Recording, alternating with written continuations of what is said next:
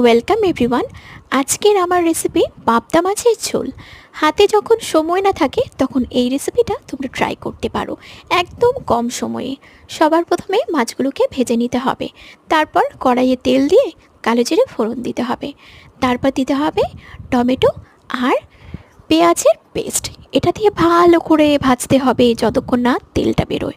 তেলটা যখন দেখবে ছেড়ে দিয়েছে তখন নুন হলুদ দিয়ে তোমরা টমেটো এই পিস করে কেটে নেবে, সেটা দিয়ে ভালো করে কষিয়ে নেবে। কষানো হয়ে গেলে হালকা জল দিয়ে তোমরা এটাকে আরেকটু কষিয়ে নিয়ে জলের আন্দাজ তোমাদের নিজেদের মতো দিতে হবে। তারপর যখন দেখবে ঝোলটা ফুটতে শুরু করেছে, আমি এখানে একটু ধনে গুঁড়ো দিয়েছি জাস্ট টেস্টের জন্য, তোমরাও দিতে পারো। তারপর ঝোলটা দিয়ে যখন দেখবে ঝোলটা টকবক করে ফুটছে তখন মাছগুলো একে একে ছেড়ে দেবে। তারপর ঝোলটাকে ভালো করে ফুটিয়ে নামানোর আগে দিয়ে দেবে ধনে পাতা কুচি। এরপর ফোটানোর পর সেটা গরম গরম নামিয়ে নেবে। গরম ভাতে এটা কিন্তু দারুণ লাগে। কথায় আছে না, মাছে ভাতে বাঙালি। মাছে ভাতে কিন্তু বাঙালিদের ভুঁড়ি ভোজটা বেশ ভালোই হয়, তাই না? অন্য কোনো সবজি না হলেও চলে। আর বাচ্চাদের জন্য এটা কিন্তু দারুণ টেস্টি একটা রেসিপি।